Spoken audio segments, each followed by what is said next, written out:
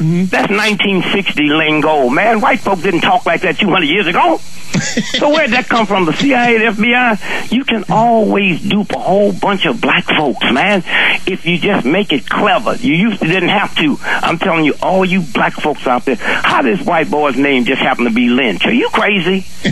Go back and read the Willie Lynch letter, and that is 1960 lingo. Okay? Now, I say that to say, so you can put, see, black folks, you wonder why? Black folks got this big old jar of black jeans. So they went in that jar of black jeans and said to Bill, you black like me. And the same black folks went into that same jar and said to Obama, you ain't black.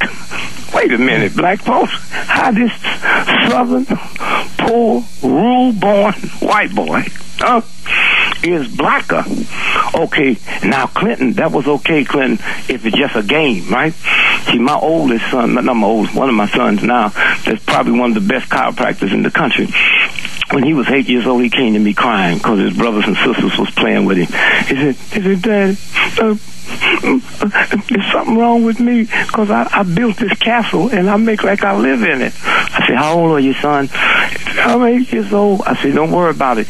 But if you start using that castle as your address, then we're going to take you to a mental hospital. So it was okay when Clinton was just playing black. But now when he's running, and he's going to be black, so now we got to ask him a question. Brother Clinton, have you ever stood in New York City with your wife and family in Chelsea waiting on a cab and they passed you by because you're the black president? Have your daughter Chelsea ever been pulled over by the cops and beat up just because her father is a black president? Come on, man. Get off my back, okay? And so what you're looking at now is this whole thing is Chasey. You start messing with the money. Martin Luther King didn't die because of racism. He didn't die because of segregation. He didn't die for what he was doing. He died because he was the first black in the history of America that got in a position to determine public policy. Okay? And what unbeknown to a whole lot of black folks, but white folks know it. Do you know white folks know that if you had a brother that went to Harvard and you went to Morehouse, for the rest of your life you'll make 10% more money than he will make? And black folks don't know that. Do you know if you had to write down 100 world-renowned African Americans, now you can't lie on that one, 98 of them would be a product from black colleges? That's right.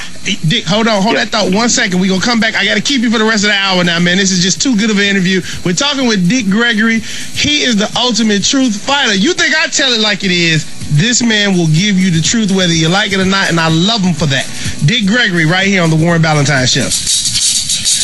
All right, Truth Fighters, we are talking with one of the most brilliant people I've ever met in my life, and believe me, if you guys think I tell the truth and will say things that need to be said that other people won't say, believe me, this man is giving you not only the truth, he's educating us at the same time. Dick Gregory, he's been with us this whole hour.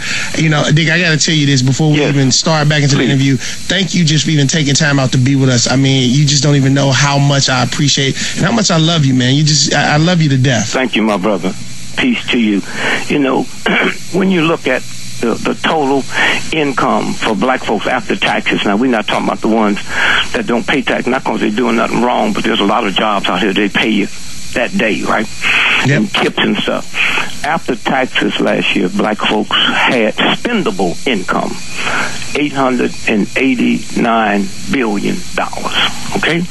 Now, if you look at all the oil companies in the world, not just the Americans, if you put all the oil companies in the world last year, after expenses, they only had $714 billion, huh? We have more spendable income than all the oil companies' profits put together, right? But my mind is messed up. But when these white folks know, if they talk about boycott and you talk about boycott, they know. Do you know we could change this overnight? Why do you think black cops don't brutalize white folks? You think they more spiritual? You think they better trained? No, they know white folks won't tolerate it. And when we black folk get to the point that we not going to tolerate being brutalized by the cops who we pay, then it's going to stop. And so when you look at what happened with you, look, about 79% of all retail in America happens between Thanksgiving and Christmas.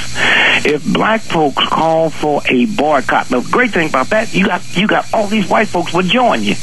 Call for a boycott, this country would fold. You got companies stay in business all year just to play that Christmas feast. So we have the power.